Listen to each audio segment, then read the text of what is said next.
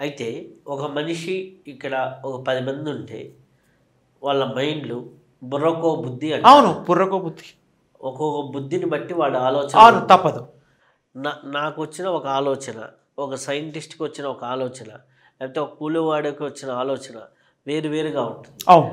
మనిషికి ఈ ఆలోచన ఎవరిస్తున్నారు? ఆలోచనని ఎవరు క్రియేట్ చేస్తున్నారు? ఆ ఆలోచన మాయలో పడి ఇదే కరెక్ట్ అనుకోని భ్రమింపచేస్తుంది ఎవరు? ఆ భ్రమలో పడి మనిషి కొట్టకపోతున్నట్టు చేస్తుంది ఎవరు? ఆ మనిషికే సరైన ఆలోచన వచ్చి సరైన సంకల్పం వస్తే అద్భుతంగా ఉంటుంది కదా! అవును. అవును. ఒక మనిషికి ఈ యొక్క ఆలోచన విధానాన్ని కంట్రోల్ చేస్తుంది ఎవరు? ఒక వ్యక్తికి ఒకడిని చంపాలనే ఆలోచన వస్తేనే వాడు క్రిమినల్ అవుతున్నాడు. అవును. లేదా ఒక వ్యక్తికి ఒకడిని ఏదైనా చేర్చాలంటేనే ఇదవుతున్నాడు. అవును.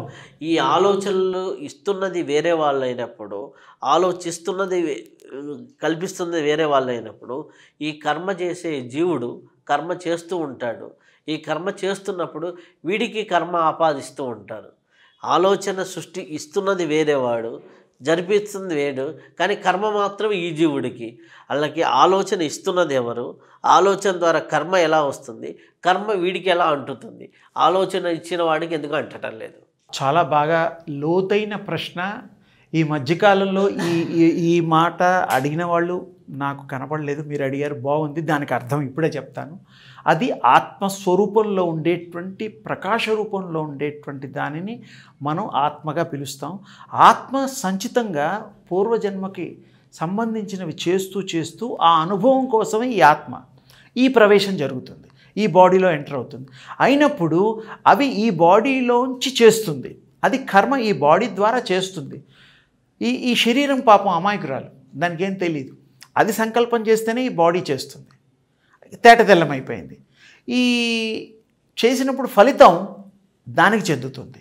పుణ్యం మనిషి చివర్లో, అంటే ఈ శరీరాన్ని వదిలినప్పుడు ఆ దానితో పాటు వెళ్ళేది ఒక్కటే, ధర్మము వెళ్తుంది, పుణ్యము వెళ్తుంది, పాపం వెళ్తుంది. ఈ మూడు వెళ్తాయి. ఈ మూడు ఆత్మ ద్వారా ఎప్పుడు సంచరిస్తూనే ఉంటాయి. ఇంకొకటి ఏమీ లేకుండా మొత్తం కంప్లీట్ చేసుకొని ఇక్కడే అనుభవించేస్తే ఆ మూడు జీరో అయిపోతాయి. ఇంకా మరుజన్మ ఉండదు. జన్మ రాహిత్యం అండి, ముక్తి అనండి, మోక్షం అనండి, అలాంటివి. ఈ బాడీలో మీరు అన్నట్టుగా కంటిన్యూషన్లో చెప్పడం ఏంటంటే, ఆత్మ అనుసంధానంగా ఈ యొక్క బాడీని వాడుకుంటోంది, ఆ కర్మలు చేస్తోంది. చేయించేది, చేయించబడేది మన దృష్టిలో శరీరము, కానీ దాన్ని నడిపించేది ఆత్మ. దాని వెనకాల ఉన్నది ఆత్మ.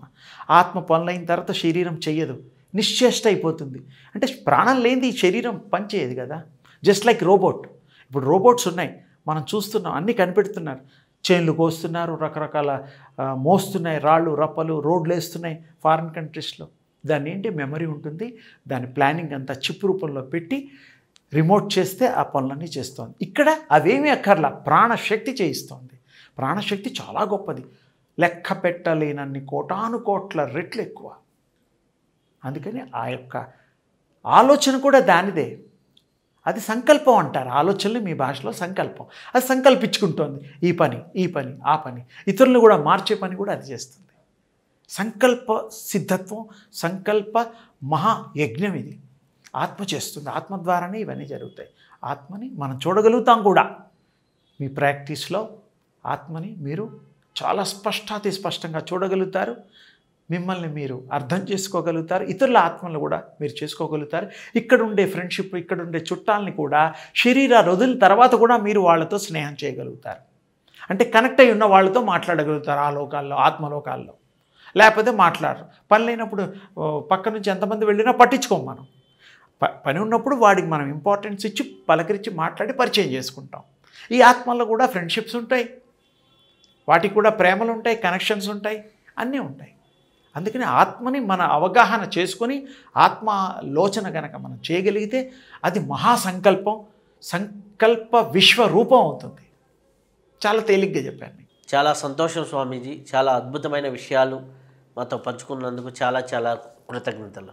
మీరందరూ కూడా ఇవన్నీ ప్రాక్టీసెస్ చేసి దివ్య స్వరూపులై, శక్తివంతులై, మీ యొక్క జీవితాన్ని మంచి దారిలో ప్రవేశపెడుతూ మంచిని అనుభవిస్తూ సుఖ సంతోషాలతో మీరు వర్ధిల్లాలని నా ఆశీస్సులు.